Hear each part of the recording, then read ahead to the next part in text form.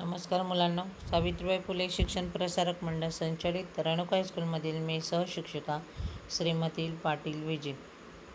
Class 10 mathematics part 2 मधला आज आपण लेक्चर 8 बघणार आहोत. यामध्ये आपण चॅप्टर 3 सर्कल वर्तुळाचे प्रकरण बघणार आहोत. वर्तुळाच्या बेसिक कन्सेप्ट आणि वर्तुळाच्या महत्त्वाच्या स्टेटमेंटच्या संबंधित आपण काही थेरमचा अभ्यास करणार आहोत विद्यार्थ्यांना. बघा, आजच्या लेक्चरमध्ये आपण बघणार आहोत की 1, 2, 3 बिंदूतून जाणारी वर्तुळे, स्पर्श करणारी वर्तुळे, अंतर्लिखित कोन आणि अंतरखंडित कंस, स्पर्शिका छेदिका कोणाचे प्रमेय, वृत्तछेदिका व स्पर्शिका, वर्तुळ कंस, चक्रीय चौकोन, जीवांच्या छेदांचे प्रमेय असा वेगवेगळा टॉपिकचा वेगवेगळ्या घटकांचा आजच्या लेक्चरमध्ये विद्यार्थ्यांना आपण अभ्यास करणार आहोत. बघा, इथं दिलेल्या आकृत्यांमध्ये बघा, पहिली आकृती दिलेली आहे ती कॉन्ग्रुएंट सर्कल, म्हणजे या दोन्ही वर्तुळांच्या त्रिज्या एक समान आहे, त्यामुळे या दोन वर्तुळांना एक समान वर्तुळे किंवा एकरूप वर्तुळे असे म्हणतात, कॉन्ग्रुएंट सर्कल म्हणतात. सेंट्रॉइड सर्कल सेकंड आकृतीमध्ये बघा, तर सेंट्रॉइड सर्कल म्हणजे काय, एकच केंद्रबिंदू असलेले दोन वर्तुळ आहे, म्हणजे त्रिज्या फक्त लहान मोठी घेतलेली आहे, मात्र केंद्रबिंदू एक असलेले. इंटरसेप्टिंग सर्कल म्हणजे काय, तर दोन वर्तुळे एकमेकांना छेदून जातात, म्हणून त्यांना इंटरसेप्टिंग सर्कल म्हणतात. खालच्या आकृतीमध्ये बघा विद्यार्थ्यांना, एकापेक्षा अनेक वर्तुळे एकमेकांना छेदून जातात, त्यांनासुद्धा इंटरसेप्टिंग सर्कल आपण असं म्हणतो. पुढे बघा विद्यार्थ्यांना, 3 बिंदू आहेत ए, बी, सी. या 3 नैकरेषीय बिंदूंना स्पर्श करून जाणारे किंवा छेदून जाणारे एक आणि एकच वर्तुळ असतात. नैकरेषीय म्हणजेच नॉन कोलिनियर पॉईंट, आणि नॉन कोलिनियर पॉईंटला स्पर्श करून जाणारे एक आणि एकच वर्तुळ असते. पुढे बघा विद्यार्थ्यांना, ए बी ही कॉर्ड दिलेली आहे आणि परपेंडिक्युलर लेंथ यल घेतलेला आहे, आणि जर आपण सेंटर पॉईंट पी घेतला तर एकाच कॉर्डमधून फक्त आपण सेंटर पॉईंट चेंज करत जायचं आणि सर्कल काढत जायचे. तर जसजसा सर्कल लहान लहान होत जाणार आहे तसतशी ती कॉर्ड डायमीटरमध्ये शिफ्टिंग होणार आहे, आणि जसजसं आपण सेंटर पॉईंट वाढवत जाणार आहे तसतशी ती कॉर्ड काय होत जाणार आहे, लहान लहान होत जाणार आहे वर्तुळामध्ये. त्यानंतर खालील आकृत्या बघा विद्यार्थ्यांना, 3 वर्तुळ आणि 3 रेषा दिलेल्या आहेत. डावीकडच्या आकृतीमध्ये बघा, centre point A in this circle and L is line, तर यांना रेषा आणि सर्कल म्हणतात.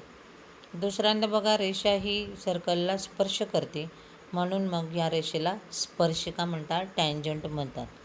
तिसऱ्या ह्याच्यात बघा विद्यार्थ्यांना, वर्तुळाला छेदून जाणारी ही रेषा यन आहे, ती क्यू आणि आर बिंदूमधून वर्तुळाला छेदून जाते, याला मराठीमध्ये वृत्तछेदिका म्हणतात. ट्रान्सपर्सल लाईन म्हणतात, इंग्रजीमध्ये तिला ट्रान्सपर्सल लाईन म्हणायचं विद्यार्थ्यांना. आता बघा विद्यार्थ्यांनो, आपल्याला खालच्या आकृतीमध्ये बघा वर्तुळ दिलेला, वर्तुळाचा सेंटर पॉईंट एकच दिलेला आहे, आणि एकाच सेंटर पॉईंटमधून जर आपण परपेंडिक्युलर सर्कलपर्यंत रेडियस काढली, ती त्यानंतर परपेंडिक्युलर टँजंट घेतली तिथं. आता ती टँजंट काय केली आपण, जसजशी वर्तुळाच्या सेंटर पॉईंटपर्यंत सरकवत गेलं तर आपल्याला कॉर्डची लांबी लहान मोठी दिसते बघा. जसजसं आपण सेंटर पॉईंटकडे जातो तसतशी कॉर्ड आपली वाढत जाते, आणि जसजसं आपण एंडिंग पॉईंटजवळ जातो तसतशी कॉर्ड कशी होते, कमी कमी होत जाते विद्यार्थ्यांनी. ह्या वर्तुळाच्या बेसिक कन्सेप्ट आहे. ही बेसिक कन्सेप्ट तुमच्या लक्षात आले की आपल्याला पुढील स्टेटमेंट सोडवणं सोपं जाणार आहे. बघा विद्यार्थ्यांनो, tangent theorem. A tangent at any point of a circle is perpendicular to the radius at the point of contact. There is an indirectly proof of this theorem. For more information given, line L is a tangent to the circle with center O at the point of contact A. To prove line L perpendicular radius OA. Proof. Assume that line L is not perpendicular to segment OA. Suppose segment OB is drawn perpendicular to line L of B is not same at A. Now take on point C on line L such that A dash B dash C and BA is equal to BC. Now in triangle OBC and triangle OBA, segment BC, congruent segment BA, construction. Angle OBC, congruent angle OBA, each 90-degree angle, right angle triangle. Segment OB, congruent segment OB is common side. Therefore, triangle OBC, congruent triangle OBA is SAS test. Therefore, OC is equal to OA.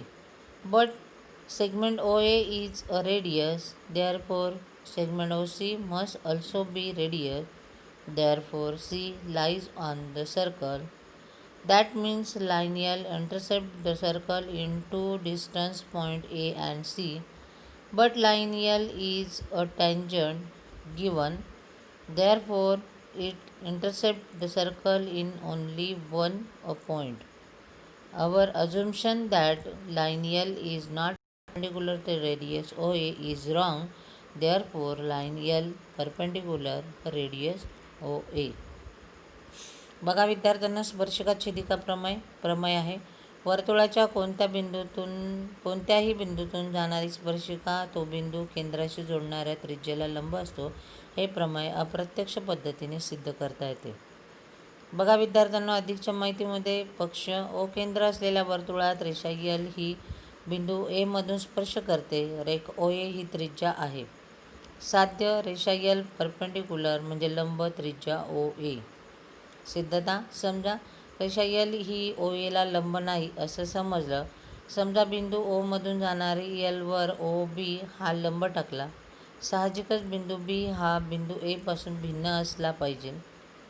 रेषा L वर बिंदू C असा घेता येईल की A dash B dash C आणि B ए बरोबर B C. आता त्रिकोण ओ बी सी आणि त्रिकोण ओ बी ए मध्ये रेख बी सी कॉन्ग्रुएंट रेख बी ए.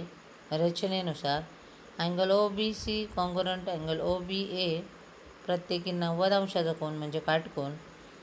रेख ओ बी कॉन्ग्रुएंट रेख ओ बी सामायिक भुजा. म्हणून ओ बी सी कॉन्ग्रुएंट त्रिकोण ओ बी ए बा कसोटीनुसार. म्हणून ओ ए बरोबर ओ सी. परंतु रेख ओ ए ही त्रिज्या आहे म्हणून रेख ओ सी सुद्धा त्रिज्या होईल. म्हणून बिंदू सी हा वर्तुळावर असेल. म्हणजेच रेषा एल ही वर्तुळाला ए आणि सी बिंदूमधून छेदते. हे विधान पक्षाशी विसंगत आहे कारण रेषा एल स्पर्शिका आहे. म्हणजेच रेषा एल वर्तुळाला एकच बिंदूतून छेदून जाते दिलेल्या माहितीनुसार म्हणजे पक्ष. देअरफॉर रेषा एल ही त्रिज्या ओ एला लंब नाही हे असत्य आहे. रेषा L perpendicular O A. Next lecture number 9, topic name chapter 3, practice set 3.1. Thank you.